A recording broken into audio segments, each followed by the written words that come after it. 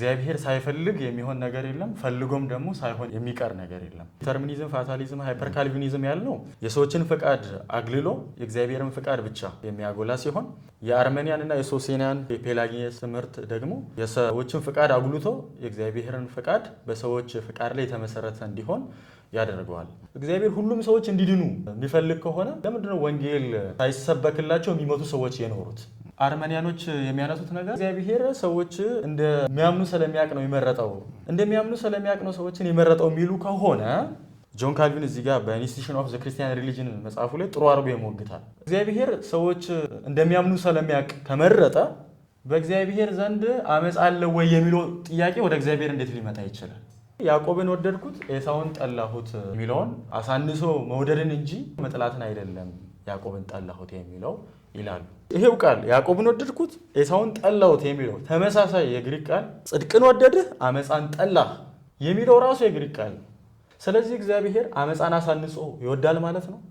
መጥላት ማለት አሳንሶ መውደድ ማለት ከሆነ እግዚአብሔር ጽድቅን ወዶ አመፃን ጠልቷል ሲል ከጽድቅ ይልቅ እግዚአብሔር አመፃን አሳንሶ ይወዳል እያሉ ነው ማለት ነው። ብዙ ጊዜ የተለመደም አባባል አለ፣ እግዚአብሔር ኃጢአትን እንጂ ኃጢአተኛን አይጠላም ይላሉ።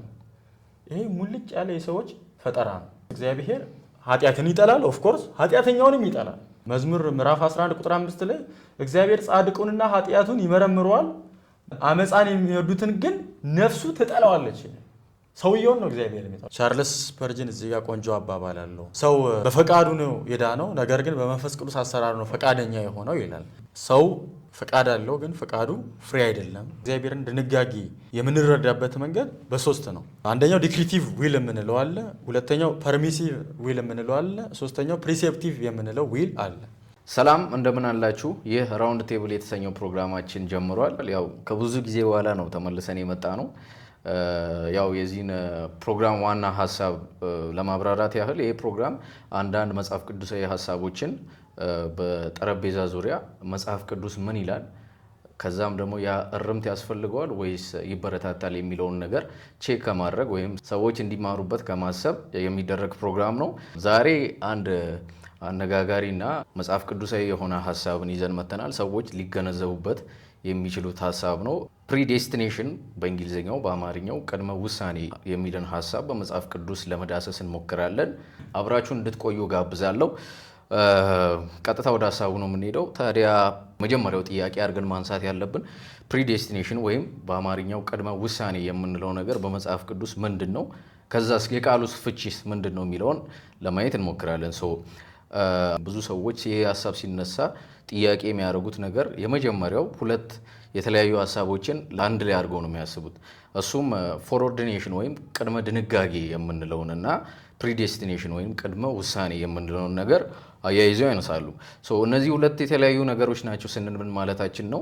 ፎርኦርዲኔሽን ማለት እግዚአብሔር ለሁሉም ሰው በእያንዳንዱ ነገር ውስጥ ወይም እዚህ ዓለም ላይ በሚደረጉ ማንኛውም ነገሮች ላይ እግዚአብሔር እንዳደረገውና እርሱ እንደፈቀደው እርሱ እንደደነገገው የምናይበት አንድ ሀሳብ ነው። ድነትን በተመለከተ ብቻ ሳይሆን በእያንዳንዱ ነገር ላይ እግዚአብሔር እንዳለበት ነው።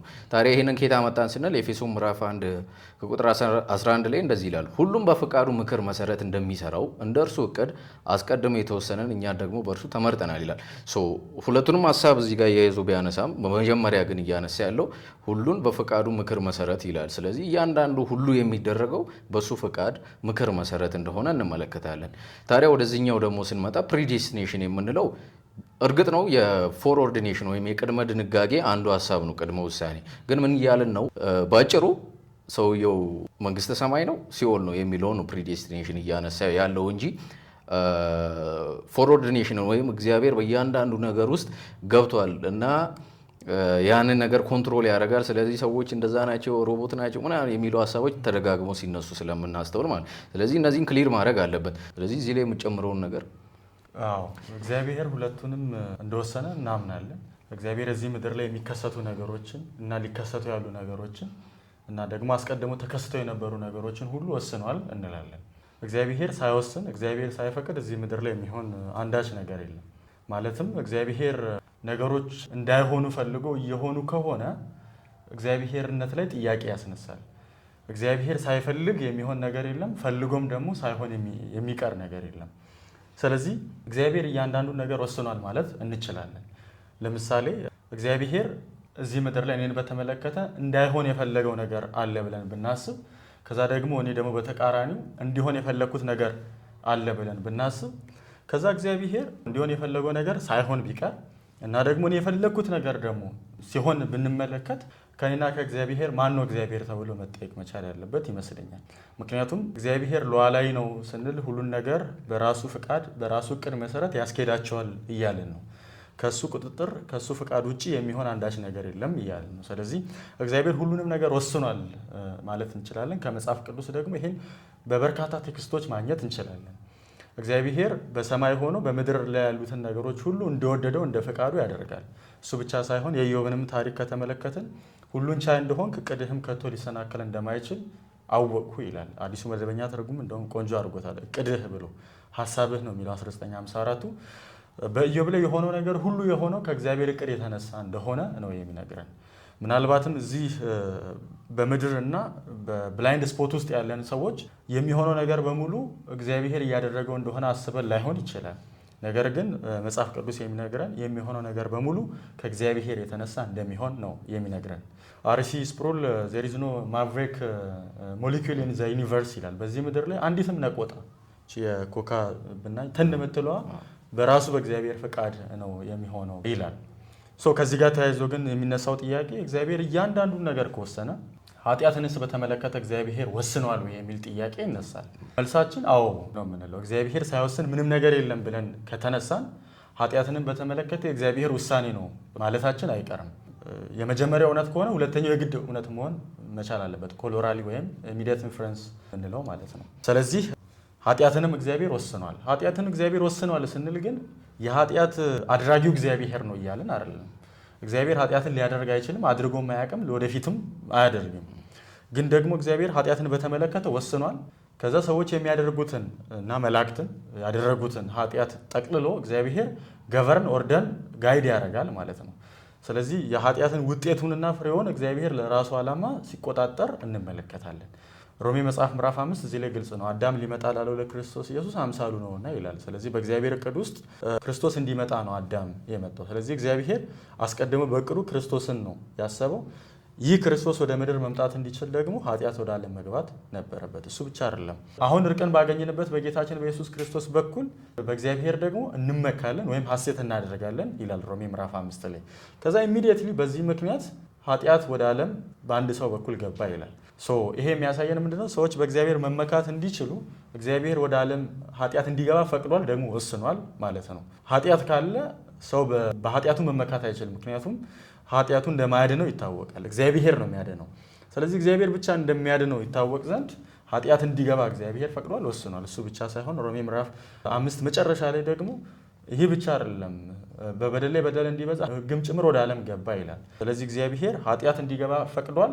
የኃጢአት አድራጊ እሱ አይደለም፣ ግን ኃጢአትን ኦርደር ገቨር ጋይድ ያደርጋል ማለት ነው። ኃጢአት ባይገባ ኖሮ እግዚአብሔር መሐሪ ነው ማለት አንችልም። የእግዚአብሔርን ባህሪ ማወቅ አንችልም። እግዚአብሔር ፍቅር ነው፣ እግዚአብሔር ቸር ነው፣ እግዚአብሔር ሩሩ ነው የሚለው ጸጋ ምን እንደሆነ መረዳት አንችልም። ስለዚህ እግዚአብሔር የጸጋውን ባለጠግነት ያሳይ ዘንድ ኃጢአት ወደ ዓለም እንዲገባ ፈቅዷል።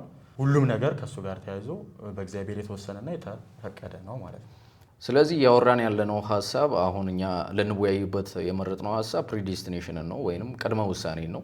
ስለዚህ እያወራን ያለነው ሀሳብ ስለ ቅድመ ድንጋጌ አይደለም። ስለዚህ ሞር ሀሳባችንን ወደዚህኛው እያመጣ እንሄዳለን። ድነት ላይ በተመለከተው ይህ ሀሳብ በእርግጥ በየታሪኩ በየቤተ ክርስቲያን ባለፈችበት ዘመን ሁሉ ሲነሳ በአንዳንዶች ዘንድ ሲወገዝ በአንዳንዶች ዘንድ ደግሞ በደንብ ሲብራራ እንመለከታለን። ስለዚህ ከዛም አንጻር ከመጽሐፍ ቅዱስም አንጻር እንመለከታለን። ካሳለፍናቸው አሁን ቤተክርስቲያን በመጣችበት ዘመን በቅድመ ውሳኔ ላይ የተሳሳቱ አመለካከቶች አሉ። ብዙ አይነት አመለካከቶች ሲኖሩ አንዳንዶቹ ለምሳሌ እግዚአብሔር ሰዎችን በግለሰብ ደረጃ አልመረጠም፣ አንድ ላይ ነው የመረጠው የሚል ሀሳብ አለ። እግዚአብሔር ሰዎችን ሲመርጥ ለድነት ሳይሆን አንድ ላይ መርጧል ይላሉ። ያም ከድነት ጋር የተያያዘ አይደለም የሚሉ አሉ። አንዳንዶች ደግሞ አይደለም፣ በሰውየው እምነት መሰረት እግዚአብሔር ሰዎችን ይመርጣል። ኮንዲሽናል ኢሌክሽን ብለን የምናነሳው አሁን ወደ እየወረድን ስንሄድ በመጽሐፍ ቅዱስ እናየዋለን። እና እነዚህ ምልከታዎች አሁን ላይም በደንብ ይገኛሉ በየቤተ ክርስቲያኖቻችን። ግን ይሄ ምን ያህል እውነት ነው የሚለው መመዘን መቻል አለብን። መጀመሪያ ግን ጀነራላይዝ አድርገን እነዚህ ትምህርቶች ምንድን ናቸው የሚለውን ጥያቄዎች ማንሳት ያለብን ይመስለኛል። በሁለት ጎራ ብንከፍላቸው ያሉ የስተት መልከታዎችን እንድንረዳ ያግዛል ብዬ አስባለሁ። በአንደኛው ጽንፍ እና በሌላኛው ጽንፍ ያለውን ማለት ነው። አንደኛው ጽንፍ ላይክ ዲተርሚኒዝም፣ ፋታሊዝም እና ሃይፐር ካልቪኒዝም ብለን የምንጠራቸው አይነት ጽንፎችን በአንድ ካታጎሪ ውስጥ ብናስገባ እነዚህ በዋናነት የሚሉት የእግዚአብሔር ፈቃድ ብቻ ነው የሚሆነው። እግዚአብሔር የፈቀደው የወሰነው ይሆናል። ግን እግዚአብሔር የፈቀደውና የወሰነው ሲሆን የሰዎችን ፈቃድ ያላማከለ፣ የሰዎችን ፈቃድ ደፍጥጦ እግዚአብሔር የፈለገውን ነገር ያደርጋል የሚል ምልከታ ነው። እኛን ከሰውነት ወደ ሮቦትነት የሚያወጣ ምልከታ ነው። ስለዚህ ይሄ ምልከታ አንደኛው ጽንፍ ነው እና ደግሞ አደገኛው ነው።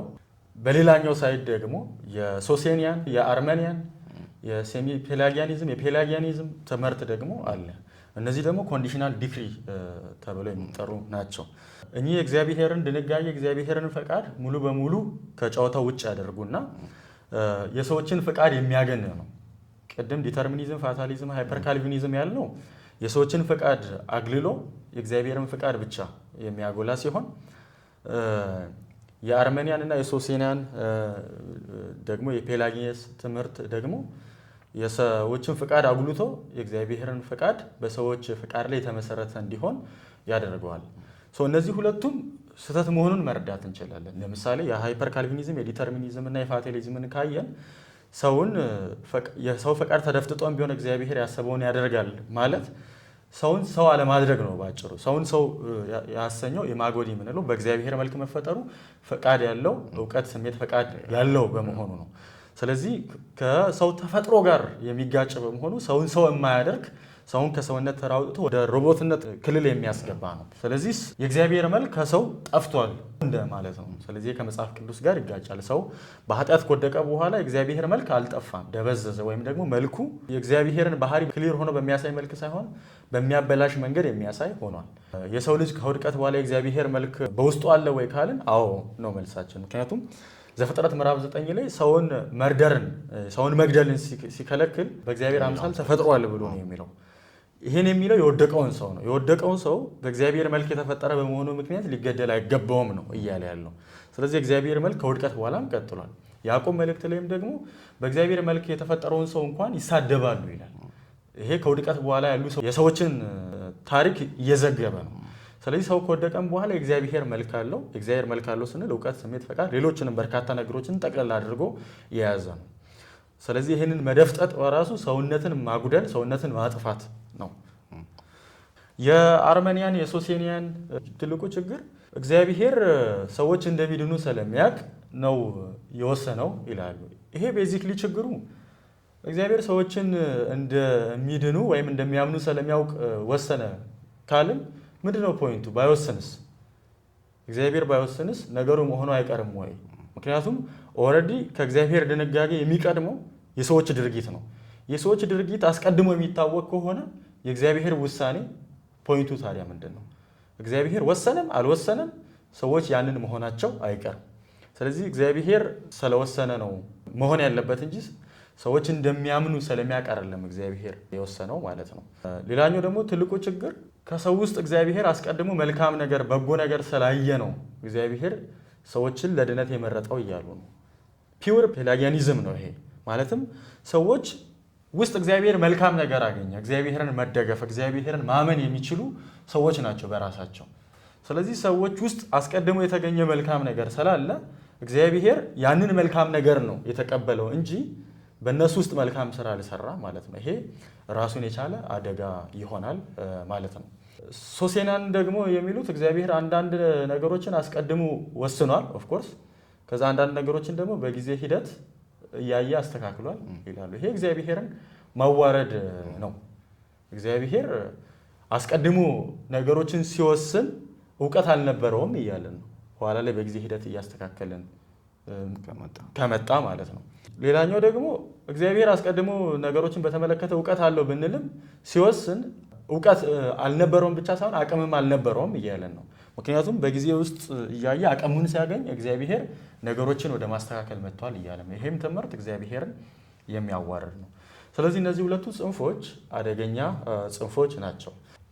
ስለዚህ የተሳሳቱ በቅድመ ውሳኔ ላይ የሚነሱ የተሳሳቱ ምልከታዎችን በዘመናት መካከል የቤተ ክርስቲያን ያስተናገደቻቸውን ተመልክተናል። ታዲያ ይህንን ጀጅ ልናደርገው ወይንም ደግሞ ይህንን ነገር ልናጋልጥ የሚገባው በመጽሐፍ ቅዱስ ነው ብለን እናምናለን እና ስለዚህ መጽሐፍ ቅዱስ ላይ ያለው ቅድመ ውሳኔ እግዚአብሔር አስቀድሞ ሰዎችን የመረጠበት መንገድ እንዴት ነው የሚለውን ነው አሁን የምናነሳው። በጣም ብዙ አይነት ሀሳቦች አሉ።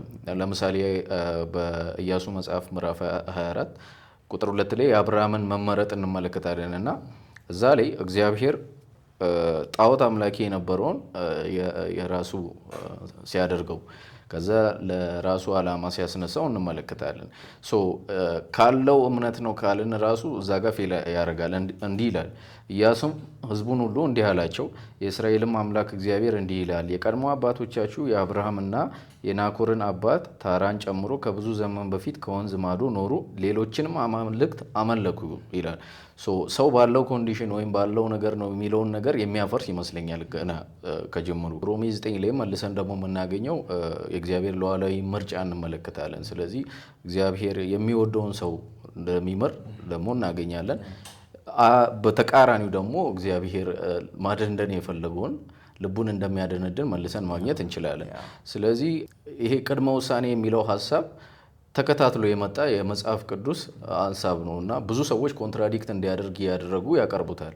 እሱ ላይ ነው በደንብ መነጋገር ያለብን። እነዚህን ደግሞ እንደ ማስረጃዎች መጠቀም እንችላለን። ከቅድመ ውሳኔ ጋር ተያይዞ ወይም ፕሪዴስቲኔሽን ጋር ተያይዞ ወይም ምርጫን አስመልክቶ የማያምን ሰው አለ ብዬ አላስብም። ሁሉም ሰው ምርጫን ያምናል። ክርስቲያን የሆነ ሁሉም ምርጫን ያምናል። ምርጫን በተመለከተ ያለው ማብራሪያ ላይ ነው ልዩነቱ። አንዳንዶቹ እግዚአብሔር ሰዎችን ይመርጣል፣ ግን ሲመርጥ የሚመርጠው ለአገልግሎት ነው ቢሉ ሰዎች አሉ። ከድነት ጋር የተያያዘ አይደለም የሚሉ አሉ። ሌላኞቹ በእርግጥ እግዚአብሔር ሰዎችን ለአገልግሎት ይመርጣል፣ ግን ለአገልግሎት ሲመርጥ ለአገልግሎት ብቻ ሳይሆን የሚመርጠው ለድነትም ይመርጣል ይሉና እስከዚህ ስቴፕ መጥተው ግን ደግሞ እግዚአብሔር ሲመርጥ የሚመርጠው በኮርፖሬት ደረጃ እንጂ በኢንዲቪጁዋል ደረጃ አይደለም ብለው ይላሉ። ለምሳሌ እዚህ ላይ አባሲያኖ አሪፍ ሙግት አላቸው። ከቶማስ ራይነር ጋር በጽሁፍ ተመላልሰዋል። በእርግጥ ቀላል ሙግት አይደለም፣ አሪፍ ነው አባሲያኖ የሚሞግተው ሙግት፣ ግን መጽሐፍ ቅዱስ አይደለም ብዬ ነው ፐርሰናሊ ማምነው። እግዚአብሔር ከአገልግሎትን ባለፈ ለድነት ይመርጣል። ለድነት ሲመርጥ ግን በኮርፖሬት ደረጃ ነው የሚመርጠው ብለው የሚሉ አሉ። ሌሎቹ ደግሞ እግዚአብሔር ኦፍኮርስ ለአገልግሎት ይመርጣል፣ ከዛ ደግሞ እግዚአብሔር በኔሽን ደረጃ የመረጣቸው ህዝቦች አሉ፣ ግን ደግሞ እግዚአብሔር በግለሰብ ደረጃ ደግሞ ሰዎችን መርጧል ብለው የሚያምኑ አሉ። እና እነዚህ ሲያምኑ የሚያምኑት ሲንግል ፕሪዴስቲኔሽን ነው። እግዚአብሔር ሰዎችን ለዘላለም ህይወት ይመርጣል ይሉና ከዛ የሚጠፉ ሰዎችንስ ተብሎ ሲጠየቁ የሚጠፉ ሰዎችን እግዚአብሔር አልመረጣቸውም ብለው ኢግኖር ያደርጋሉ። ስለዚህ ሲንግል ፕሪዴስቲኔሽንን በኢንዲቪጁዋል ደረጃ ያምናሉ። እኛ ደግሞ እንደ ሪፎርምድ ባፕቲስት ቤተክርስቲያን ደብል ፕሪዴስቲኔሽንን መጽሐፍ ቅዱሳዊ ነው ብለን እናምናለን። እግዚአብሔር ሰዎችን እንዲድኑ መርጧል፣ አት ሴም ታይም ደግሞ ለጥፋት መርጧቸዋል። በርካታ ቴክስቶችን እዚህ ላይ ማየት እንችላለን። ነገር ግን እግዚአብሔር አንዳንድ ሰዎችን ለመዳን መርጦ ሌሎችን ትቷል ማለት ቤዚክሊ ሎጂካል የሆነ ነገር ነው። እግዚአብሔር አንዳንድ ሰዎችን ለመዳን ከመረጠ በኋላ የቀሩትን ለመዳን አልመረጠም ብንል እያለን ያለ ነው እንዲጠፉ ወስኗል መርጧል እያለን ነው። እግዚአብሔር ያልወሰነው እና ያልደነገገው ነገር አይሆንም ብለን አስቀድመን ተነጋግረናል። እግዚአብሔር እነዛ ሰዎች እንዲጠፉ ካልወሰነ እና ደግሞ ኢግኖር አድርጓል ብለን የምንል ከሆነ ነገሮችን በተመለከተ ውሳኔ እየሰጠ አይደለም፣ ወይም ደግሞ ነገሮችን በተመለከተ አላዋቂ እያደረግነው ነው እግዚአብሔርን መጽሐፍ ቅዱስ ከሚነግረን ቴክስትም ባሻገር ማለት ነው። ስለዚህ እግዚአብሔር ሁለቱንም መርጧል። ሁለቱም ከዘላለም እኩል ቀን አላቸው። ለምሳሌ እኔ አንድን ሴት ለጋብቻ ብመርጥ ሌሎች ሰዎችን አልመረጥኩም። ስለዚህ ላለማግባት መርጫለሁ ማለት ነው። እነሱ ለማግባት ደግሞ አንዷን ነው የመረጥኩት ማለት ነው። ስለዚህ እግዚአብሔር የሚጠፉትንም የሚድኑትንም ወስኗል። እዚህ ጋር ራሱ ግን ልዩነት አለ። ደብል ፕሪዴስቲኔሽንን በሚያምኑ መካከል እንኳን ልዩነት አለ። እግዚአብሔር የሚጠፉትንም የሚድኑትንም ወስኗል መርጧል። ግን ሁለቱ ላይ በተመለከተ ያለው ምርጫው እንዴት ነው የሚለው ላይ ልዩነት አለ። ያ ምርጫ በተመለከተ ያለው ልዩነት ምንድነው? ፖዚቲቭ ነው ወይስ ፖዚቲቭ ኔጌቲቭ ነው የሚል ልዩነት አለ። ፖዚቲቭ ነው ሲባል ምን ማለት ነው? ኔጌቲቭ ነው ሲባል ምን ማለት ነው? ፖዚቲቭ የሚባለው እግዚአብሔር ለድነት የመረጣቸውን ሰዎች እንዲድኑ አክቲቭሊ እነዚህ ሰዎች ላይ በጸጋው ሰርቷል። እግዚአብሔር ወደ እምነት እንዲመጡ ሙሉ በሙሉ የሰራው እሱ ነው። ከዛ የማያምኑ ሰዎች ላይም እግዚአብሔር ወደ አለማመን የገፋቸው እሱ ነው ብለው የሚሉ አሉ። ሁለቱም ላይ አክቲቭ ነው። ፖዚቲቭ ነው እግዚአብሔር። የማያምኑ ሰዎች ወደ እምነት እንዲመጡ እግዚአብሔር እንደሰራ፣ ጥፋት የተመደቡ ሰዎች ወደ ጥፋት መሄድ እንዲችሉ እግዚአብሔር ወደ ጥፋት ገፍትሮ ማመን የሚችሉበት አይነት ሁኔታ ሆኖ እንዳያምኑ አድርጓቸዋል እንደማለት ማለት ነው። ይሄን እኛ አንቀበልም። ይሄ ሃይፐር ካልቪኒዝም ቅድም የጠቀስነው ነው። ይሄ መጽሐፍ ቅዱሳዊ ነው ብለን አናምንም፣ ስህተትም ነው። እኛ እንዴት መረጠ የሚለው ላይ ስናይ ፖዚቲቭ ኔጌቲቭ ነው የምንለው። እግዚአብሔር ለድነት የመረጣቸው ሰዎች ወደ ድነት መንገድ እንዲመጡ ብቻውን አክቲቭ ሆኖ ሰርቷል። የማያምኑ ሰዎችን በተመለከተ ግን ፓሲቭ ነው እንላለን። እንዴት ነው ፓሲቭ ነው እግዚአብሔር የምንለው? ዊዝሆልድ ሂዝ ግሬስ እና ዊዝድሮ ዘ ጊፍትስ ብለን የምንለው አለ። ዊዝሆልድ ሂዝ ግሬስ ስንል ልክ እኔና አንተ ማታምን ሆነ እኔ ማመን የቻልኩት እንዴት ነው ብለን መጠየቅ መቻል አለብን። እኔ ማመን የቻልኩት ልክ እግዚአብሔር በመንፈስ ቅዱስ አማካኝነት የሊዲያ ልብ እንደከፈተው ልቤን ከፍቶ የድንጋይ ልብ አውጥቶ የስጋ ልብ በውስጤ ጨምሮ ነው። ያን ሰው በተመለከተ ግን እግዚአብሔር እንዳያምን አይገፋፈውም። ኦልሬዲ ይሄ ሰውዬ በበደሉና በኃጢአቱ ምክንያት ሙታን ነው። ስለዚህ ለዚህ ሰውዬ የማዳን ጸጋውን ይከለክለዋል እንጂ ማመን የሚችል አይነት ሁኔታ ውስጥ ሆኖ እግዚአብሔር ገፍትሮ አይደለም የጣለው። ኦልሬዲ ሙታን ነው። ሙታን የሆነውን ሰውዬ ለማዳን የሚሆነው ጸጋውን አይሰጠውም። ዊዝሆልድ ሂዝ ግሬስ የምንለው ማለት ነው። እኔን ግን በተመለከተ ወይም የሚያምነውን ሰው በተመለከተ እግዚአብሔር ጸጋውን ይሰጣል አክቲቭ። ዊዝድሮ ዘ ጊፍትስ የምንለው ደግሞ እግዚአብሔር ሊያድናቸውን የሚችለውን ወንጌል አይልክላቸውም። ለምሳሌ በጣም በብዙ ቦታ ወንጌል ሳይሰበክላቸው የሞቱ በርካታ ሰዎች አሉ እና ከዚህ ጋር ተያይዞ እንደውም ማንሳት የምፈልገው ጥያቄ እግዚአብሔር ሁሉም ሰዎች እንዲድኑ የሚፈልግ ከሆነ ለምንድነው ወንጌል ሳይሰበክላቸው የሚሞቱ ሰዎች የኖሩት? ክርስቶስ ማን እንደሆነ ሳያውቁ የሚሞቱ ሰዎች ለምን ኖሩ? ማለትም እያንዳንዱ ሰው እንዲድን እግዚአብሔር የሚወድ ከሆነ የሚፈልግ ከሆነ እነዛ ሰዎች ወንጌል መስማት የሚችሉበትንም ሁኔታ እግዚአብሔር መፍጠር መቻል አለበት። ስለዚህ እግዚአብሔር እንዲድኑ ይፈልጋል። ከዛ ደግሞ ወንጌሉን ደግሞ እንዲሰበክ እድሉን አላመቻቸላቸውም። ይሄ አብሮ መሄድ አይችልም። ስለዚህ የግድ ፕሪዴስቲኔሽን ያስፈልጋል። ዊዝድሮ ዘ ጊፍትስ የምንለው እግዚአብሔር ጤናማውን ወንጌል የሚሰብኩ ሰዎችን ይከለክላቸዋል። ከዛ እሱ ብቻ ሳይሆን የሐሰት ወንጌል የሚሰብኩላቸውን ሰዎች ይልክባቸዋል።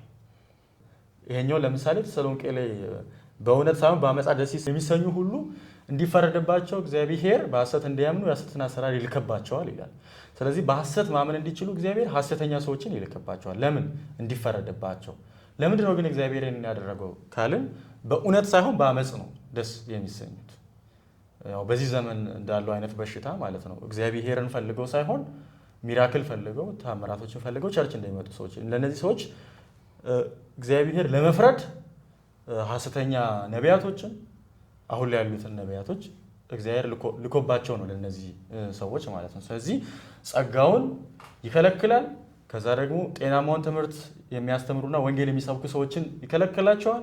ከዛ በተቃራኒው ደግሞ የሐሰትን አሰራር እንዲያምኑ ታምር አድራጊዎችን ይልክባቸዋል ማለት ነው እግዚአብሔር። ስለዚህ በእነዚህ መንገድ ፓሲቭሊ እግዚአብሔር ነው የሚሰራው። ስለዚህ ፖዚቲቭ ኔጌቲቭን ነው ደብል ፕሪዴስቲኔሽንን ስናምን የምናምነው ማለት ነው። አሁን መጠየቅ ያለብን ደብል ፕሪዴስቲኔሽንን መጽሐፍ ቅዱስ ያስተምራል ወይ ነው። መጽሐፍ ቅዱሳዊ ማስረጃ አለው ወይ? ለድነት የተመረጡ ሰዎች እንዳሉ ብዙም ከራካሪ አይደለም። ሮሜ ላይ ግልጽ ያደርገዋል። እሱን ኋላ ላይ ወደ ማብራራት እመጣለሁ። ችግር የሚሆነው ደግሞ እግዚአብሔር ሰዎችን ለጥፋት ወስኗል፣ መርጧል ስንል ነው። ይሄ ነው ችግር የሚሆነው። ይህንን ነገር በተመለከተ ግን መጽሐፍ ቅዱስ ግልጽ ነው። ለምሳሌ አንደኛ ጴጥሮስ ምዕራፍ 2 ቁጥር 8 ላይ ሰዎችን የሚያሰናክል የሚጥላቸው ማለት ሆነ ይልና የሚሰናከሉትም ቃሉን ባለመታዘዛቸው ነው ይልና ለዚህም ደግሞ የተመደቡ ናቸው ይላል። ቅደም ተከተሉ በጣም እዚህ ጋር ግልጽ ነው። ሰዎችን ኢየሱስ ክርስቶስ የሚያሰናክልና የሚጥል አለት ሆኗል ይላል። አንደኛ ኢየሱስ ክርስቶስ ራሱ አመጣጡ ለማሰናከል ነው የመጣው እያለ ነው። ሰዎችን የሚያሰናክል ደግሞ የሚጥላቸውም አለት ሆነ። ከዛ የሚሰናከሉት ደግሞ ቃሉን ባለማመናቸው ነው። ከዛ ደግሞ ለዚህም ደግሞ የተመደቡ ናቸው ይላል። ለምን? ላለማመን የተመደቡ ናቸው ነው የሚለን። ስለዚህ ለዚህ ተመድበዋል ሲል ለምን ካልን በሱ ተሰናክለው እንዲወድቁ እሱን እንዳያምኑ ተመድበዋል፣ ፕሪዴስቲንድ ሆነዋል ነው። ስለዚህ እግዚአብሔር ለዚህ ነገር ወስኗቸዋል፣ መርጧቸዋል ነው የሚለን። አንደኛ ጴጥሮስ ላይም ይሁዳ ላይም ከረጅም ጊዜ በፊት ለዚህ ፍርድ የተጻፉ አንዳንድ ሰዎች ወደ እናንተ ሾልከው ገብተዋል ይላል። ስለዚህ ለፍርድ የተመደቡ የተወሰኑ ሰዎች አሉ። እነዚህ ሰዎች በቅዱሳኑ መካከል ሾልከው ገብተዋል ነው የሚለን። አሁን እኛ ልንል የምንችለው መጽሐፍ ቅዱስ በግልጽ ፕሪዴስቲኔሽንን ያስተምራል። መጽሐፍ ቅዱስ በግልጽ ፕሪዴስቲኔሽንን እንደሚያስተምር ደግሞ በጣም ወሳኙ ቴክስት ሮሜ መጽሐፍ ምዕራፍ 9 ነው። በርካታ ቴክስቶች አሉ። የሮሜ 9 ሙግቱ አንደኛ ደብል ፕሪዴስቲኔሽን ነው፣ ሁለተኛ ለድነት ነው፣ ሶስተኛ ደግሞ በኢንዲቪጁዋል መልኩም ተመርጧል የሚለውን ያብራራልናል። እንዴት ነው ይህንን የሚያብራራው? አስቀድሞ ኢንዲቪጁዋል በሆነ መንገድ እግዚአብሔር ሰዎችን እየመረጠ እንደመጣ ያብራራል። ለምሳሌ ከአብርሃም ስለተወለዱ ሁሉ ልጆቹ አይደሉም ይልና እግዚአብሔር ከአብርሃም ልጆች መካከል እስማኤልንና ይስሐቅን ሜንሽን ያደርግና ሁለቱም በስጋ ከአብርሃም የተወለዱ ቢሆንም እግዚአብሔር ግን ይስሐቅን ይመርጥና እስማኤልን ይተዋል። ስለዚህ እግዚአብሔር በኔሽን ደረጃ ካሉት ሰዎች መካከል እግዚአብሔር ለግሉ ሰዎችን እንደሚመርጥ ያሳየናል። አብርሃም ራሱ መመረጡ ኢንዲቪጁዋል ነው። ከዛ ከአብርሃም ከተወለዱ ሁለት ልጆች መካከል ደግሞ ይስሐቅን መምረጡ ኢንዲቪጁዋል መሆኑን ያሳያል። ከይስሐቅ ደግሞ እግዚአብሔር ያዕቆብን ወዶ ኤሳውን መጥላቱ ኢንዲቪጁዋል መሆኑን ያሳየናል። እንደውም እንዴት ነው የሚለን? የእግዚአብሔር ሐሳብ በምርጫ ይጸና ዘንድ ነው ብሎ ይናገራል። ስለዚህ እግዚአብሔር በኢንዲቪጁዋል ደረጃ ሰዎችን መምረጡን ያሳየናል ማለት ነው። ከዚህ ጋር ተያይዞ አርመኒያኖች የሚያነሱት ነገር እግዚአብሔር ሰዎች እንደሚያምኑ ስለሚያውቅ ነው የመረጠው ብለው የሚሉ ሰዎች አሉ። እንደሚያምኑ ስለሚያውቅ ነው ሰዎችን የመረጠው የሚሉ ከሆነ ጆን ካልቪን እዚህ ጋር በኢንስቲትዩሽን ኦፍ ዘ ክርስቲያን ሪሊጅን መጽሐፉ ላይ ጥሩ አድርጎ ይሞግታል። ታዲያ ይሄ ጥያቄ እንዴት ሊነሳ ይችላል? ሰዎች እንደሚያምኑ እግዚአብሔር የሚያውቅ ወይም ደግሞ ከወሰናቸው ታዲያ በእግዚአብሔር ዘንድ አመፃ አለ ወይ የሚለው ጥያቄ እንዴት ሊነሳ ይችላል? ይሄ እግዚአብሔር ላይ ጥያቄ ሆኖ መቅረብ አይችልም። ሰዎች ስለሚያምኑ እግዚአብሔር ከመረጣቸው ማለት ነው። እግዚአብሔር ሰዎች እንደሚያምኑ ስለሚያውቅ ከመረጠ በእግዚአብሔር ዘንድ አመፃ አለ ወይ የሚለው ጥያቄ ወደ እግዚአብሔር እንዴት ሊመጣ ይችላል? እግዚአብሔር ዲክሪ ካላደረገ፣ እግዚአብሔር ራሱ ሰዎችን ለድነትና ለጥፋት ካልመረጠ በስተቀር ይሄ ጥያቄ ሊነሳ አይገባም። ቀጥሎ ያለውም ጥያቄ አለ። ታዲያ ፈቃዱን ሊቋቋም ማን የሚችል አለ ትለኝ ይሆናል ይላል። ማለት እግዚአብሔር ሁሉንም ነገር ወስኗል ደንግጓል ብለህ የምትል ከሆነ የእግዚአብሔርን ፈቃድ መቀልበስ የሚችል አካል የለም ብለው ይጠይቃሉ። ይሄ ጥያቄ የተነሳው እግዚአብሔር ሁሉን ነገር እንደ ፈቃዱ በመወሰኑ ምክንያት ነው። እግዚአብሔር ሁሉን ነገር እንደ ሉዓላዊነቱ በመወሰኑ ምክንያት ነው ይሄ ጥያቄ እየተነሳ ያለው። ስለዚህ ይሄ ጥያቄ መነሳቱ በራሱ እግዚአብሔር እንደሚያምኑ ስለሚያውቅ ሰዎችን አለመምረጡን ያሳያል። ሰዎችን የመረጠው በሉዓላዊ ፍቃዱ እንጂ በሰዎች ኮንዲሽናል ሁኔታ ላይ የተመሰረተ አይደለም ማለት ነው። ለድነት እንደመረጠ በምን እናውቃለን ብለን የጠየቀን እንደሆነ ሮሜ መጽሐፍ ምዕራፍ 9 ላይ ሕዝቤ ያልሆነውን ሕዝቤ ያልተወደዳችሁትን ደግሞ ልጆቼ ብዬ እጠራችኋለሁ ነው የሚለው። ስለ ልጅነት ነው የሚያወራው። ሕዝብ ስለመሆን ነው የሚያወራው። አሕዛብ የነበሩ ሰዎች የእግዚአብሔር ልጆች ወደ መባል መጠራት እንዲችሉ ነው የሚያመለክተው ክፍሉ። እሱ ብቻ ሳይሆን የልቤ ምኞትና ሀሳብ እስራኤላውያን እንዲድኑ ነው እያለ ያለው። ስለዚህ ስለ ድነት ነው እያወራ ያለው ማለት ነው ጸሐፊው። የእግዚአብሔር ልጅ መሆን፣ የእግዚአብሔር ሕዝብ መሆን፣ ድነት ቃል በቃል እነዚህ ቃላቶችን ይጠቀማል። ስለዚህ እኚህን ቃላቶች መጠቀሙ ምርጫው ከድነት ጋር የተያያዘ እንጂ ከአገልግሎትና ከሌሎች ጉዳዮች ጋር የተያያዘ አይደለም ማለት ነው። ስለዚህ እግዚአብሔር ያዕቆብን ወዷል፣ ደግሞ ኤሳውን ጠልቷል። እስማኤልን ትቶ ይስሐቅን መርጧል። ካሉት ሰዎች መካከል ደግሞ በልዩነት አብርሃምን መርጧል። ኢንዲቪጁዋል ነው፣ ለድነት ነው ማለት ነው የእግዚአብሔር ምርጫ። ከዚህ ጋር ተያይዞ ግን አንድ የሚነሳው ጥያቄ ያዕቆብን ወደድኩት ኤሳውን ጠላሁት የሚለውን እግዚአብሔር ሰዎችን አይጠላም ብለው የሚሉ ሰዎች አሉ። እግዚአብሔር አሳንሶ መውደድን እንጂ መጥላትን የሚያሳይ አይደለም ብለው ከብሉይ ኪዳንና ከማቴዎስ ወንጌል ኢየሱስ ከተናገራቸው ሁለቱ ወንጌላት ወስደው አሳንሶ መውደድን እንጂ የሚያሳየው መጥላትን አይደለም ያዕቆብን ጠላሁት የሚለው ይላሉ። ይሄ በጣም የሚያሳዝን ኢንተርፕሪቴሽን ነው። ሮሜ መጽሐፍ ምዕራፍ 9 ላይ ጳውሎስ እያለ ያለውን ነገር በሚገባ አለማወቅ ነው እና ከባድ የሄርሜቲክስም ችግር ነው ብዬ አስባለሁኝ። እንዴት ካልን በእግዚአብሔር ፍቅር ላይ የፍቅር ደረጃ አለ ወይ? አሳንሶ መውደድ፣ አስበልጦ መውደድ ከየት ነው ያመጡት? እሱ እግዚአብሔር ለፍቅሩ ደረጃ አለው ወይ የሚለውን መጠየቅ መቻል አለብን። ሁለተኛ ደግሞ እግዚአብሔርን ሰውን የማይጠላ ከሆነ አሳንሶ እየወደደ ነው ወይ ሲኦል የሚያስገባቸው? እየወደደ እወዳለሁ ግን ተቃጠል ብሎ አይነት ነገር ነው ወይ እየሆነ ያለው የሚለውን መጠየቅ መቻል አለብን። ሲቀጥል ደግሞ ይሄው ቃል ያዕቆብን ወደድኩት ኤሳውን ጠላሁት የሚለው ተመሳሳይ የግሪክ ቃል በዕብራይስጡም ከተመለከትን ብሉይ ኪዳን ላይ የተጠቀሰው ጽድቅን ወደድህ አመፃን ጠላህ የሚለው ራሱ የግሪክ ቃል ነው። ስለዚህ እግዚአብሔር አመፃን አሳንሶ ይወዳል ማለት ነው። መጥላት ማለት አሳንሶ መውደድ ማለት ከሆነ እግዚአብሔር ጽድቅን ወዶ አመፃን ጠልቷል ሲል ከጽድቅ ይልቅ እግዚአብሔር አመፃን አሳንሶ ይወዳል እያሉ ነው ማለት ነው። ስለዚህ ቢብሊካል አይደለም። ከዚህ ጋር ተያይዞ መጠየቅ ያለብን ጥያቄ እግዚአብሔር ሰዎችን ይጠላል ወይ ነው ማለት ያለብን። መጽሐፍ ቅዱስ እንደዛ ይናገራል ወይ? እና ብዙ ጊዜ የተለመደም አባባል አለ እግዚአብሔር ኃጢአትን እንጂ ኃጢአተኛን አይጠላም ይላሉ። ይሄ ሙልጭ ያለ የሰዎች ፈጠራ ነው። ኃጢአትን ይጠላል ኃጢአተኛን ይወዳል የሚባል ነገር የለም። አርሲስ ፕሩል እዚህ ጋር በጣም ቆንጆ ነገር አለው።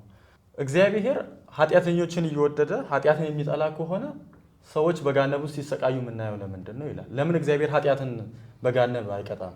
ለምን ሰዎቹን ይቀጣል? ኃጢአትን አይደል የሚጠላው? አዎ ኃጢአትን የሚጠላ ከሆነ ኃጢአት ነው መቀጣት ያለበት። ኃጢአተኞችን ይወድ የለ ከዛ ኃጢአተኞች መቀጣት የለባቸውም ይላል። ግን መጽሐፍ ቅዱስ በግልጽ እግዚአብሔር ኃጢአትን ይጠላል፣ ኦፍኮርስ ኃጢአተኛውንም ይጠላል። በርካታ የመጽሐፍ ቅዱስ ቴክስቶችን እዚህ ጋር ማንሳት እንችላለን። ምሳሌ መጽሐፍ ምዕራፍ 16 ቁጥር 5 ላይ እግዚአብሔር በልቡ የሚታበዩትን ሁሉ ይጸየፋል፣ እነርሱንም ከቅጣት እንደማያመልጡ በእርግጥ እወቅ ይላል። እግዚአብሔር በልቡ የሚታበዩትን ድርጊቱን ሳይሆን አድራጊውን ነው እዚህ ጋር ይጸየፋል። እግዚአብሔር የሚጸየፈው ማንን ነው? በልቡ የሚታበየውን ሰው ነው። መዝሙር ምዕራፍ 5 ቁጥር 5 ላይ እብሪተኞች በፊትህ መቆም አይችሉም፣ ክፉ አድራጊዎችን ሁሉ ጠላህ ይላል። እግዚአብሔር ድርጊቱን ኦፍኮርስ ይጠላል፣ ግን እዚህ ጋር እያለ ያለው ክፉ አድራጊዎችን ሁሉ ጠላህ ነው የሚለው። መዝሙር ምዕራፍ 11 ቁጥር 5 ላይ እግዚአብሔር ጻድቁንና ኃጢአቱን ይመረምረዋል፣ አመፃን የሚወዱትን ግን ነፍሱ ትጠላዋለች። ሰውየውን ነው እግዚአብሔር የሚጠላው። ስለዚህ እግዚአብሔር ኃጢአተኛውንም ይጠላል፣ ምንም ጥያቄ የለውም። ኃጢአትንም ይጠላል፣ ኃጢአተኛውንም ይጠላል። እንደውም ምሳሌ መጽሐፍ ላይ እንደው ፌመስ የሆነ ጥቅስ አለ አይደል? እግዚአብሔር የማይወዳቸውን 7 ነገሮች ይልና ከዛ 7ኛውን ደግሞ ነፍሱ ትጸየፋለች። ምንድን ነው ሲል በሰዎች መካከል ጸብን የሚሰራ ነፍሱ የሚጸየፈው ሰው ማንን ነው ካልን በሰዎች መካከል ጸብን፣ መከፋፈልን የሚፈጥር።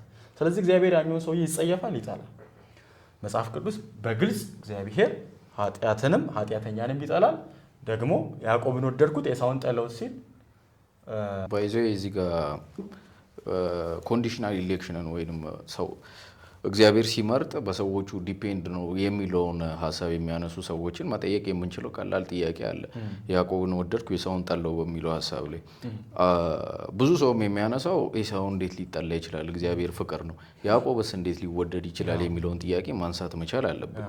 እንግዲህ ያዕቆብን ስናየው አታላይ እንደሆነ ሰው በጣም ክፋትን እንዳደረገ እግዚአብሔርም በዛ ምክንያት እንደቀጣው ረጅም ዓመት እንደተሰቃየ እናውቃለን በታሪኩ። ስለዚህ የኤሳው መጠላት ብቻ የእግዚአብሔርም ፍቅር ዲፋይን የሚያደርግ ከሆነ እግዚአብሔር አይወድም የሚለውን ዲፋይን የሚያደርግ ከሆነ ማንሳት ያለብን ያዕቆብስ ለምን ተወደደ? እግዚአብሔር መልካም ሰዎችን የሚመርጥ ከሆነ ጥሩ ሰዎችን የሚመርጥ ከሆነ ኮምፔር ካደረግ ነው ማን ነው የተሻለው? ኤሳውን የተሻለው። ያዕቆብ ደግሞ በተቃራኒ ሆኖ ነው የምናገኘው። ስለዚህ ያዕቆብ ለምን ተወደደ የሚለውን መመለስ መቻል አለብን። እነዛ ሰዎች ያንን መመለስ መቻል አለባቸው። ኮንዲሽናሊ ከመጣን የሚሻለው ኤሳው ነው። በዚህኛው አንጻር ደግሞ ስናየው አታላይ የነበረ ሰው ነው። ስለዚህ መመለስ መቻል አለብን። የኤሳው መጠላት ላይ ብቻ ሳይሆን ሰዎች ፎከስ ማድረግ ያለባቸው ብዬ የማስበው እኔ የያዕቆብ መወደድ እስከየት መጣ? እግዚአብሔር እዚህ ኮምፔር የሚያደርግ ከሆነ ያዕቆብ ያንን መስፈርት የሚያሟላ አይደለም። ኮምፓሪዥኑ ወደ ኤሳው መሆን ነበረበት። ይህንን ጥያቄ መመለስ መቻል አለባቸው ብዬ አስባለሁ። ስለዚህ እግዚአብሔር ታዲያ ሰዎችን ከመረጠና እንዲሁም ደግሞ እንዲጠፉ ከመረጣቸው ታዲያ የሰው ፍሪ ዊል የምንለው ወይም ነፃ ፍቃድ እንዴት ነው ልናየው የሚገባው? እንዴት ነው የምናስታርቀው የሚለውን ሀሳብ ማንሳት ያለብን ይመስለኛል። ይሄ ጥያቄ መጠየቁ በጣም ወሳኝ ነው ብዬ አስባለሁ። እግዚአብሔር ሉዓላዊ እንደሆነ እንስማማለን ከእግዚአብሔር ሳይድ። ከዛ ከሰዎች ሳይድ አንጻር ደግሞ ሰዎች ፍሪ ዊል አላቸው ወይ የለውም የሚለው መመለስም ወሳኝ ነገር ነው። ፍሪ ዊል የሚባል ነገር ለፍጥረት ኤግዚስት አያደርግም። ግን ሰው ፍሪ ዊል የለውም ስንል ሰው ዊል የለውም እያልን አይደለም። በነፃ ፈቃድና በፈቃድ መካከል ልዩነት አለ። ይህንን ለመረዳት አስቀድሞ ፍሪ የምንለው ነገር ምንድን ነው? ወይም ነፃ ስንል ምን እያልን ነው? ዊል ስንል ምን እያልን ነው የሚለውን መመለስ መቻል አለብን። ነፃ ለመሆን አንድ ነገር ከኢንፍሉዌንስ ውጭ መሆን መቻል አለበት።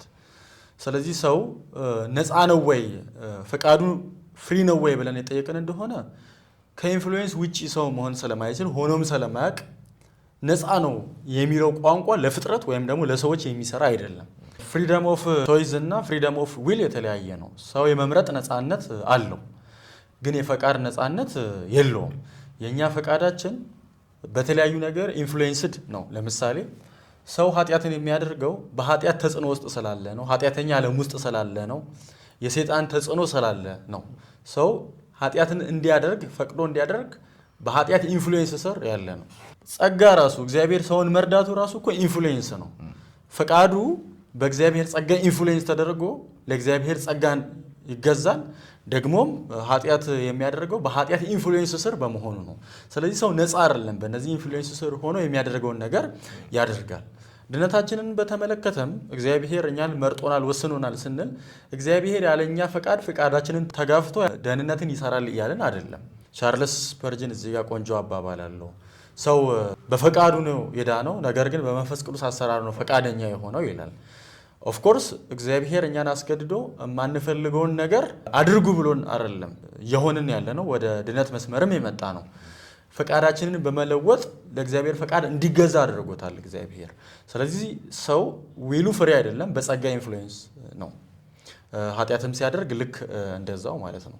በመሰረቱ ይሄንንና ይሄንን ምረጥ፣ ከዚህ ውጪ መምረጥ አትችልም ብሎ ባውንደሪ ኖሮት ሰው እንዴት ነው ነፃ ነው ማለት የምንችለው? እግዚአብሔር ይሄንን አድርግ ይሄንን አታድርግ ብሎ እግዚአብሔር ካዘዘው ትእዛዝ ውጪ ሰውየው በራሱ ሌላ ትእዛዝ መፈብረክ እስካልቻለ ድረስ ነፃ ነው ማለት አይቻልም። እግዚአብሔር በፈጠረው ዓለም፣ እግዚአብሔር በፈጠረው ፕሪንሲፕል፣ እግዚአብሔር በፈጠረው የህይወት ዘመን፣ እግዚአብሔር በፈጠረለት የወንጌል ኦፖርቹኒቲ ነው ሰው የሚድነውም የሚድነው። ስለዚህ ሰው ፈቃድ አለው፣ ግን ፈቃዱ ፍሬ አይደለም። ከዚህ ጋር ተያይዞ የእግዚአብሔርን እኛ ፈቃድ የምንረዳበት መንገድ የእግዚአብሔርን ድንጋጌ የምንረዳበት መንገድ በሶስት ነው። አንደኛው ዲክሪቲቭ ዊል የምንለው አለ፣ ሁለተኛው ፐርሚሲቭ ዊል የምንለው አለ፣ ሶስተኛው ፕሪሴፕቲቭ የምንለው ዊል አለ።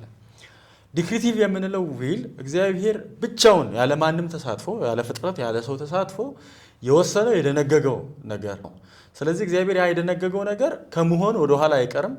ያ ድንጋጌው ሰዎች አይቀለብሱትም። ለምሳሌ ዳንኤል መጽሐፍ ምዕራፍ 4 ቁጥር 35 ላይ የምድር ህዝቦች ሁሉ እንደ ኢመንት ይቆጠራሉ፣ በሰማይ ኃይላት በምድር ህዝቦች ላይ የወደደውን ያደርጋል፣ እጁ መከልከል የሚችል የለም፣ ምን ታደርጋለህ ብሎ የሚጠይቀው የለም ይላል። ይሄ ዲክሪቲቭ ዊል ስንል እግዚአብሔር የወሰነው አለ፣ ያ ራሱ ብቻ የሚፈጽመው ነው፣ ሰዎችን ተሳታፊ የማያደርግ ውሳኔው ነው።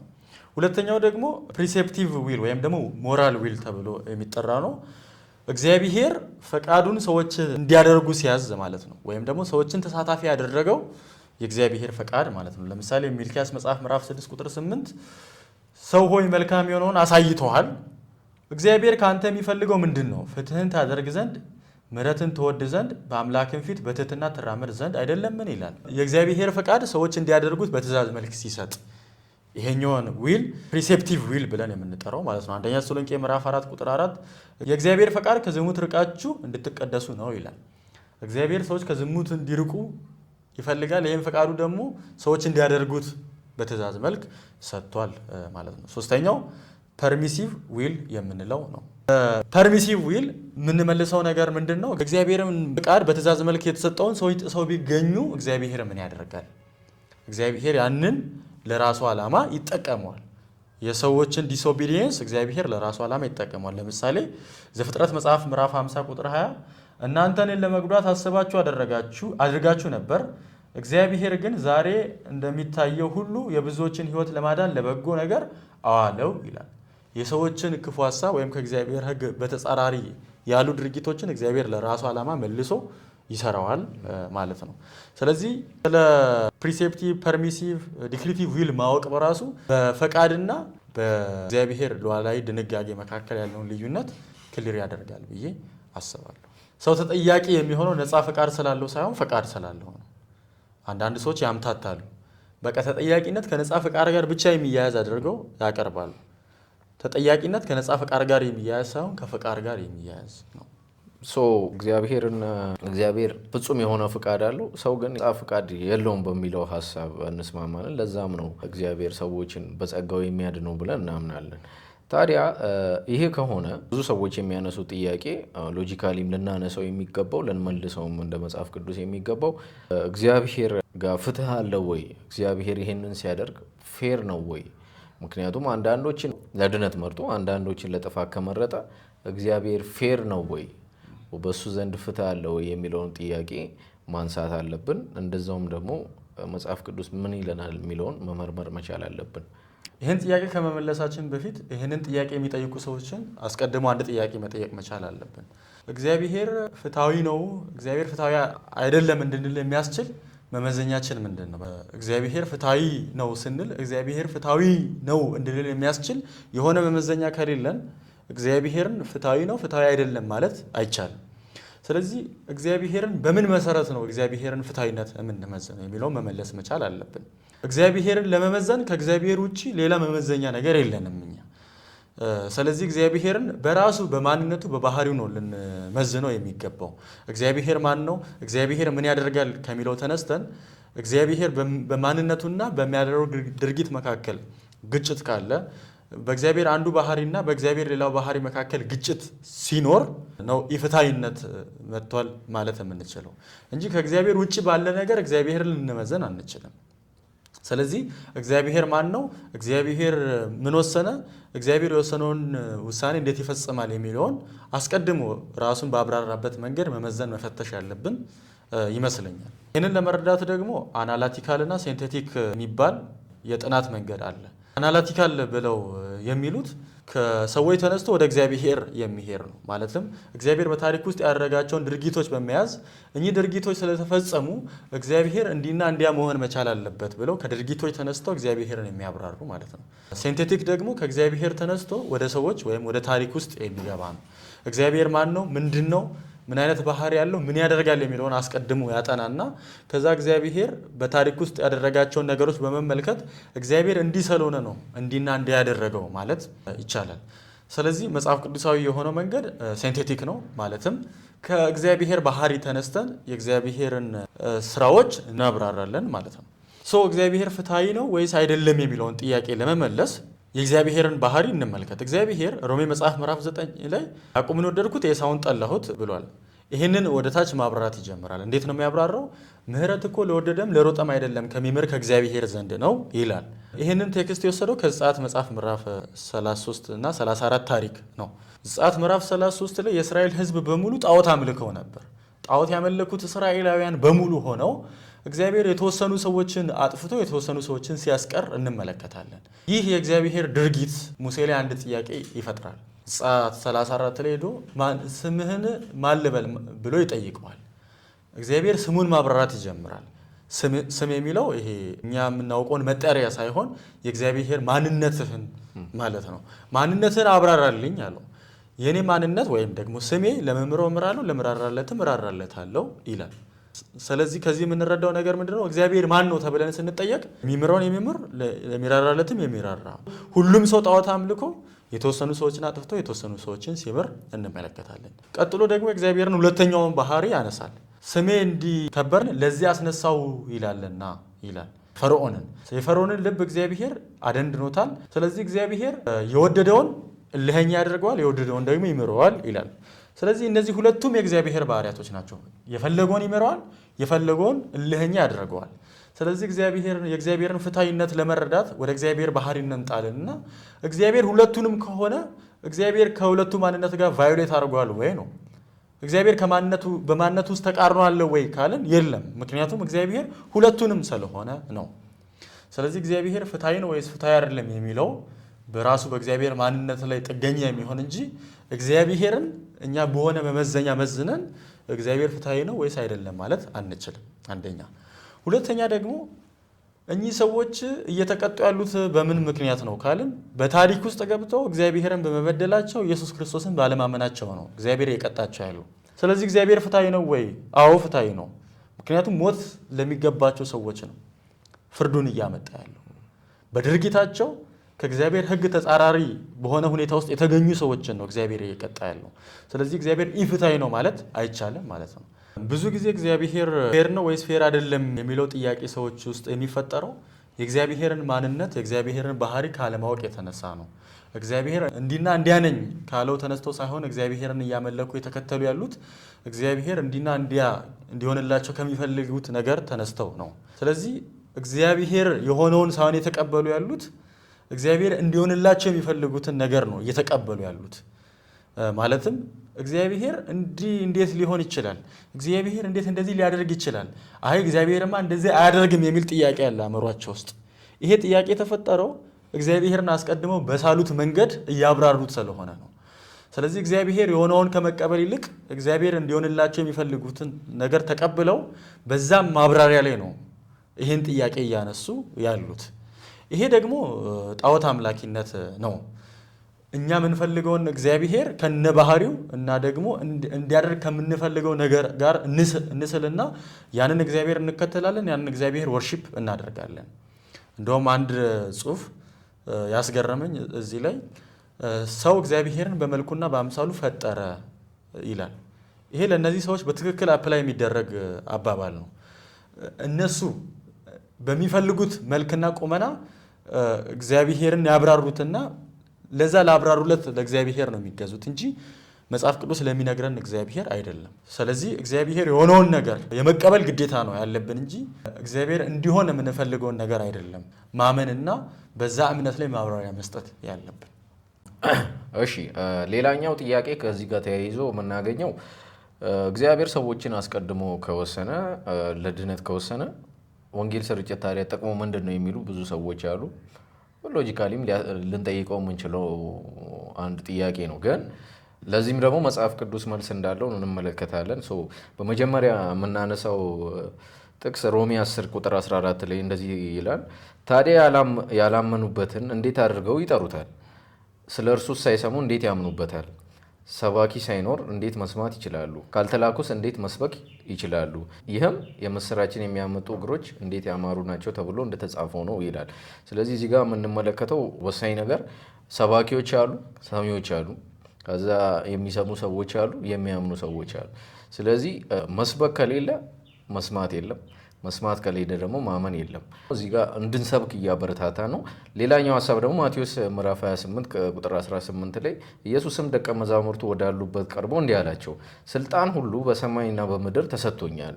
ስለዚህም ሂዱና ሕዝቦችን ሁሉ በአብ በወልድ በመንፈስ ቅዱስ ስም እያጠመቃችኋቸው ደቀ መዛሙርቴ አድርጓቸው፣ ያዘዝኳችሁን ሁሉ እንዲጠብቁ አስተምሯቸው፣ እኔም እስከ ዓለም ፍጻሜ ድረስ ሁልጊዜ ከእናንተ ጋር ነኝ ይላል።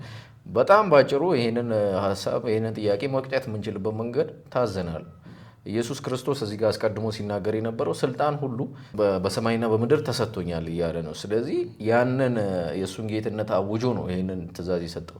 ስለዚህ ያለምንም ማምታታት ወንጌልን እዚህ ሰዎች ማድረስ መቻል አለብን የሚል ድምዳሜ ላይ መድረስ እንችላለን። ብዙ ሰዎችም ስለዚህ ሀሳብ ተናግረዋል። ለምሳሌ ቻርለስ ስፐርጀን ምን ብሏል? ኢፍ ጋድ had painted a yellow stripe on elected, I would only preach to them. But since he didn't, I preach to all ይላል። ይህም ምን እያለ ነው? እግዚአብሔር የተመረጡት ሰዎች ላይ ቢጫ ምልክት ነገር ቢያደርግ ለነሱ ብቻ ሰብክ ነበረ። ነገር ግን እስካላደረገ ድረስ ለሁሉም ሰው ወንጌልን እሰብካለሁ ይላል። እዚህ ጋር በደንብ ክሊር ማድረግ ያለብን እኛ ማን ተመርጧን ማን አልተመረጠም ላይ የሚለው ላይ አይደለም እያወራን ያለ ነው። ማን እንደሚድን ማን እንደማይድን እኛ መወሰንም ማወቅም አንችልም። ለዛን ወንጌል እንሰብካለን። ቀድምም ባነሳሁት ላይ ደግሞ በዋነኝነት ኢየሱስ ክርስቶስ ጌታ ነው ብለን ምናምን ሰዎች የጌታችንን ትእዛዝ መፈጸም አለብን። ስለዚህ አንዱም ትእዛዙ ምንድን ነው? ወንጌልን ወደ ሰዎች ማድረስ ነው። ከዛም በተጨማሪ እግዚአብሔር ሁሌም ፍጻሜውን ከደነገገ መጽሐፍ ቅዱሳችን ውስጥ የዛን ነገር መንገድ ራሱ ደንግጎታል። ለምሳሌ ሰዎች እንደሚድኑ ምና ከሆነ እንዴት እንደሚድኑ ደግሞ በመጽሐፍ ቅዱስ በተደጋጋሚ ማየት እንችላለን። ስለዚህ ወንጌል አላስፈላጊ ነገር አይደለም። በዚህ ፕሪዴስቲኔሽን ተነስቶ ወንጌልን ለመጣል የተደረገ ሀሳብ አይደለም። ይልቁንስ ወንጌልን ለመስበክ የሚደረግ ነው። ስለዚህ ወንጌል ሰዎች እንዲድኑበት ነው። ከዛ ያንን ደግሞ እኛ ማን ይድናል ማን አይድንም የሚለውን ዲፋይን ማድረግ ስለማንችል ወይም ሰዎችን ለይተን ማወቅ ስለማንችል እንሰብካለን። በዛ ውስጥ ደግሞ የእግዚአብሔር ጸጋ የሚያድነውን ያድናል የሚያጠፋውን ያጠፋል ብለን እናምናለን። የምርጫ ትምህርት ወንጌል መስበክን ያበረታታል በመጽሐፍ ቅዱስ ውስጥ። ለምሳሌ ሁለተኛ ጢሞቴዎስ ምዕራፍ 2 ቁጥር 10 ላይ ስለዚህ በክርስቶስ ኢየሱስ ያለውን መዳን ከዘላለም ክብር ጋር ያገኙ ዘንድ ለተመረጡት ስል ሁሉን ነገር በመታገስ እጸናለሁ ይላል። ጳውሎስ እየተጋደልክ ያለው ለምንድን ነው ተብሎ ቢጠየቅ የተመረጡ ሰዎች አሉ፣ እነዚያ የተመረጡ ሰዎች ወደ ደህንነት መምጣት እንዲችሉ ነው ይላል። ስለዚህ ሰው ካልተመረጠ በመሰረቱ ወደ እግዚአብሔር መምጣት አይችልም። ምክንያቱም ቶታሊ ዲፕሬቭድ የሆነ ሰው ስለሆነ። ምርጫ አለ የሚለው ኮንሰፕትና እምነት ነው በራሱ እግዚአብሔር ቶታሊ ዲፕሬቭድ ከሆኑ ሰዎች መካከል ለራሱ ሰዎችን ያድናል የሚለው አስተሳሰብ ነው ወንጌል እንድንሰብክ እንደውም የሚያበረታታው። ምርጫ አለ ብለው የማያምኑ ሰዎች በተቃራኒው ወንጌል መስበክ የለባቸውም ብዬ አምናለሁ። በፕሪዴስቲኔሽን የማያምን ሰው ወንጌል መስበክ የለበትም። ለምንድን ነው የሚሰብከው? ምክንያቱም ዮሐንስ ወንጌል ምዕራፍ 3 ቁጥር 32 ላይ ያየነውና የሰማውን ይመሰክራል፣ ነገር ግን ምስክርነቱን ማንም አይቀበልም ብሏል። ኢየሱስ መስክሮ ያየውና የሰማውን ምስክርነቱ ማንም አይቀበልም ካለ ታዲያ እኛ ብንሰብክ ሰዎች እንዴት ነው ምስክርነታችንን ሊቀበሉ የሚችሉት? ምክንያቱም ምስክርነቱን ማንም አይቀበልም ብሎ መጽሐፍ ቅዱስ ደምድሟል። ታዲያ ምስክርነቱን እንዴት ነው ልንቀበል የምንችለው ወይም ወደ መቀበል የመጣ ነው ካልን እግዚአብሔር ስለመረጠንና በክርስቶስ ኢየሱስ ልባችንን ስለለወጠ ነው። የሮሜ መጽሐፍ ደግሞ እዚህ ላይ ግልጽ ነው። ምዕራፍ 9 ላይ እግዚአብሔር ሰዎችን ለድነት መርጧል። እግዚአብሔር የዳናቸው ሰዎች ወደ ድነት እንዴት ይመጣሉ? ምዕራፍ 10 ላይ በወንጌል ስብከት አማካኝነት ነው ይለናል። ስለዚህ እግዚአብሔር ሰዎችን መረጠ ስንል ለምን መረጠ የሚለውንም ማብራራት መቻል አለብን። ሰዎችን የመረጠው በክርስቶስ እንዲያምኑና የዘላለም ድነትን እንዲቀበሉ ነው። ስለዚህ ምርጫን ከማመን እና ከድነትን ከመቀበል ጋር ገናኝተን ነው የምንረዳው እንጂ አፋተን አይደለም ማለት ነው። አሪፍ ቆይታ እንደነበረን ተስፋ አድርጋለሁ። እያወራን የነበረው ሀሳብ ፕሪዴስቲኔሽን ወይም ቅድመ ውሳኔ ብለን ያነሳ ነው ሀሳብ ነው። እሱን በብዙ አይነት መንገድ አይተናል። ስለሱ የተነሱ ትክክለኛ ምልከታዎች፣ የተሳሳቱንም ምልከታዎችን አይተናል። እነዛን ምልከታዎች ደግሞ መጽሐፍ ቅዱስ ውስጥ ለመገምገም ወይም ለመመርመር ሞክረናል። ስለዚህ ሰዎች የተማሩበት ይመስለኛል ብዬ ተስፋ አድርጋለሁ። ስለዚህ በዚህ ሀሳብ ላይ ማንኛውንም ሀሳብ ማውራት እፈልጋለሁ ወይም መነጋገር እፈልጋለሁ፣ ጥያቄ ያለኝ የሚል ማንኛውም ሰው እኛን ማግኘት ይችላል። ዲስክሪፕሽን ላይ እኛን የምታገኙበትን መንገዶች፣ ሶሻል ሚዲያዎቻችን፣ ስልክ ቁጥሮቻችንን ማግኘት ትችላላችሁ። በተጨማሪም ስለ እነዚህ አይነት ሀሳብ ከዚህ ቀደም ሰርተናል። ስለ ሶተሮሎጂ ወይም የነገረ ድነት ሀሳብን በደንብ ሰፋ አድርገን ሰርተን ነበረ። ተጨማሪና ተያያዥ ሀሳቦችን እዛ ቪዲዮ ላይ ማግኘት ትችላላችሁ። በተጨማሪም ደግሞ ሐዋሳ ሪፎርምድ ባፕቲስት በሚለው የዩቲዩብ ፔጅ ላይ ከዚህ ጋር ተያይዘው የተለያዩ ትምህርቶች ተቀምጠዋል። እነሱን ቼክ ማድረግና እንድትማሩበት እንጠይቃለን። ስለዚህ የዛሬው ራውንድ ቴብል ፕሮግራማችን ይሄንን ይመስል ነበረ። በፕሪዴስቲኔሽን ወይም በቅድመ ውሳኔ ላይ ብዙ ተወያይተናል። እስከዚህ ሰዓት ድረስ ስለተከታተላችሁን በጣም እናመሰግናለን። መልካም ጊዜ።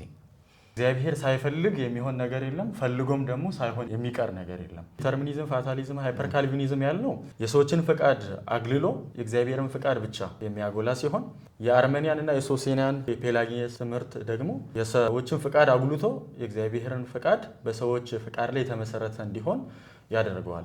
እግዚአብሔር ሁሉም ሰዎች እንዲድኑ የሚፈልግ ከሆነ ለምንድነው ወንጌል ሳይሰበክላቸው የሚሞቱ ሰዎች የኖሩት?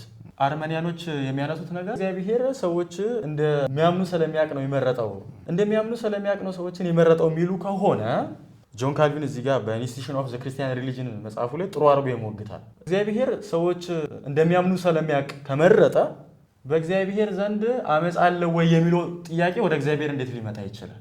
ያዕቆብን ወደድኩት ኤሳውን ጠላሁት የሚለውን አሳንሶ መውደድን እንጂ መጥላትን አይደለም ያዕቆብን ጠላሁት የሚለው ይላሉ። ይሄው ቃል ያዕቆብን ወደድኩት ኤሳውን ጠላሁት የሚለው ተመሳሳይ የግሪክ ቃል ጽድቅን ወደድህ አመፃን ጠላህ የሚለው ራሱ የግሪክ ቃል ነው። ስለዚህ እግዚአብሔር አመፃን አሳንሶ ይወዳል ማለት ነው። መጥላት ማለት አሳንሶ መውደድ ማለት ከሆነ እግዚአብሔር ጽድቅን ወዶ አመፃን ጠልቷል ሲል ከጽድቅ ይልቅ እግዚአብሔር አመፃን አሳንሶ ይወዳል እያሉ ነው ማለት ነው። ብዙ ጊዜ የተለመደም አባባል አለ፣ እግዚአብሔር ኃጢአትን እንጂ ኃጢአተኛን አይጠላም ይላሉ። ይሄ ሙልጭ ያለ የሰዎች ፈጠራ ነው። እግዚአብሔር ኃጢአትን ይጠላል። ኦፍ ኮርስ ኃጢአተኛውንም ይጠላል። መዝሙር ምዕራፍ 11 ቁጥር 5 ላይ እግዚአብሔር ጻድቁንና ኃጢአቱን ይመረምረዋል፣ አመፃን የሚወዱትን ግን ነፍሱ ትጠላዋለች። ሰውየውን ነው እግዚአብሔር የሚጠላው። ቻርልስ ስፐርጅን እዚህ ጋር ቆንጆ አባባል አለው። ሰው በፈቃዱ ነው የዳነው፣ ነገር ግን በመንፈስ ቅዱስ አሰራር ነው ፈቃደኛ የሆነው ይላል። ሰው ፈቃድ አለው፣ ግን ፈቃዱ ፍሬ አይደለም። እግዚአብሔርን ድንጋጌ የምንረዳበት መንገድ በሶስት ነው። አንደኛው ዲክሪቲቭ ዊል የምንለው አለ፣ ሁለተኛው ፐርሚሲቭ ዊል የምንለው አለ፣ ሶስተኛው ፕሪሴፕቲቭ የምንለው ዊል አለ።